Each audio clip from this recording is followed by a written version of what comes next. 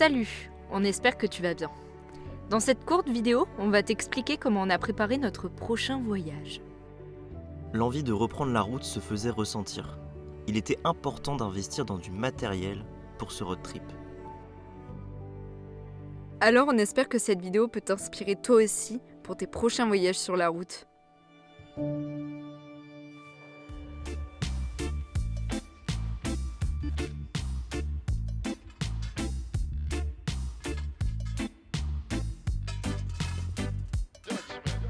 Pour préparer correctement le voyage et couvrir le toit de Woody, on avait besoin de brasses supplémentaires. N'hésitez pas à vous faire aider. 3 c'était pas de trop. Oui parce que moi j'ai pas servi à grand chose. On remerciera nos amis Margot et Jeanne pour ça. Bon, alors du coup on va vous présenter un petit peu les achats qu'on a fait pour le road trip qui démarre lundi, dans 4 jours.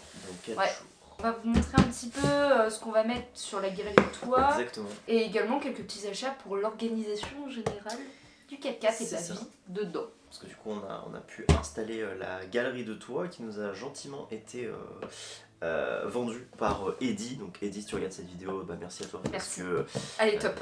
Elle est top et c'est grâce à toi qu'on peut mettre tout ça dessus. Voilà. Ouais. Donc du coup on a acheté déjà cette énorme caisse qui est une caisse du coup de la marque Frontrunner pour ceux qui connaissent. Et du coup ça va permettre de pouvoir ranger pas mal de matériel. Et ben écoute, qu'est-ce qu'on a acheté? Alors, qu'est-ce que c'est que ça? Déjà, on a des pochettes de rangement. Alors je vous montre un peu l'intérieur.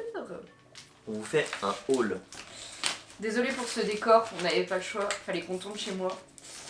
Donc en fait, il y a plusieurs pochettes de rangement à l'intérieur, de différentes tailles.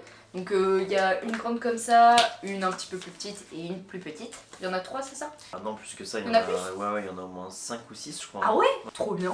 On va ranger plein de trucs, j'ai apporté plein de trucs. Et l'idée, c'est de pouvoir... De ranger tes slibards. Ouais, voilà. Voilà. De ranger mes grosses libards. Non mais parce qu'en fait, le toit, quand on est parti en Bretagne pendant une semaine, on s'est rendu compte en fait à quel point ça pouvait vite être le bordel. Ça. Si jamais vous voulez le matériel qu'on vous présente là, tout sera dans la description. Ouais. Donc vous pourrez aller voir un petit peu tout ce qu'on a acheté et puis combien ça vaut, etc. Voilà. Ensuite, nous avons des sortes de cordages donc de Frontrunner avec des mousquetons. J'avais pris aussi des sangles du coup au cas où, pareil, si on a besoin de charger des trucs sur le toit, au moins on a toujours des sangles. Voilà, ça coûte rien du tout, hein, ça coûte 7 €. Et on a du coup aussi investi dans des angles, on en a acheté 8 et en fait ça va permettre de bloquer les caisses sur la galerie de toit, ce qui fait qu'en fait elle va pas bouger n'importe comment quand on sera en train de voyager sur les pistes. Voilà, et c'est pour éviter ça. Voilà, donc j'en ai acheté 4 et donc 4 déjà c'est une 70 € je crois, quelque chose comme ça, les 4 angles, donc ouais c'est pas donné. Après c'est Frontrunner donc c'est quand même de la bonne qualité, hein, ça bouge pas, hein, c'est de l'acier et tout, donc c'est pas mal. Bon ok, dans la vie de tous les jours on n'est pas très organisé, mais pour le bon déroulement de l'aventure, il fallait cadrer un minimum le projet. budget, trajet, matériel, vêtements, il fallait prendre ce temps pour poser les idées de chacun à plat, puis pour les faire converger. On se retrouve quelques jours plus tard, du coup là on a fixé tout ce que vous avez vu précédemment maintenant sur la galerie, dont notamment du coup la caisse Frontrunner qui arrivait juste là, qui est fixée juste là, avec les lanières et tout ça. Et de ce côté on a une grande malle, donc ça c'est une malle qu'on a récupérée avec l'ancien propriétaire du Toyota.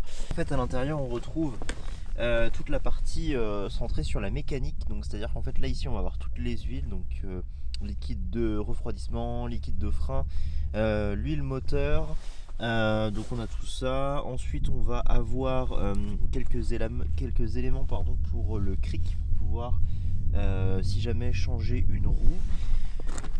Ensuite donc là j'ai ma caisse à outils, donc avec les tournevis et tout ça. Avoir des outils, surtout avec un véhicule comme ça, c'est hyper important parce qu'il y a toujours des trucs à réparer, à resserrer, etc. Donc voilà, toujours avoir des outils avec soi. Et ici on retrouve du coup les plaques de désensablage qui ont été sanglées du coup avec les sangles, vous savez, que j'avais acheté. Voilà, juste là. Que les plaques de désensablage, ça sert surtout lorsque vous êtes bloqué dans de la boue, du sable ou encore de la neige. Alors généralement les plaques comme ça coûte assez cher. Là moi j'ai pris le risque, on va dire, d'investir dans des plaques qui sont un petit peu moins chères. Je les ai payées une centaine d'euros. Je les ai trouvées sur Amazon. Il y avait des bons avis, donc du coup j'ai décidé de les prendre. Après, je sais pas du tout ce que ça vaut. Ça se trouve au premier essai, elles vont casser, j'en sais rien du tout. Généralement, c'est dans les 300-400 euros. Si c'est cher, c'est parce qu'en fait, c'est des plaques qui sont hyper solides. Faut vous dire qu'il y a quand même le poids du véhicule qui va aller sur ces plaques. Donc ouais, faut avoir du costaud. Là, franchement, je sais pas ce que ça vaut. Je sais pas du tout. On verra bien. On verra bien. On va te laisser là pour aujourd'hui. Le temps de fermer nos quelques bagages et d'avaler un café noir ou au lait. C'est bon le lait, moi je préfère le lait. Puis, nous partirons. Nous partirons sans date de retour, parce que le temps c'est aussi ça qui nous manque au quotidien. Toujours un rendez-vous par-ci ou une obligation par-là. Cette fois-ci, on se fait passer avant les fausses contraintes. Notre aventure, on va la vivre en Espagne, dans un pays qu'on croit souvent bien connaître car c'est une destination assez familiale. Mais on va aller là où on ne nous attend pas, à Goraf, dans le désert. On va y aller pour un projet très important pour nous. Un format peu vu sur YouTube et qui nous a demandé une grande réflexion. On espère vraiment que ça va te plaire.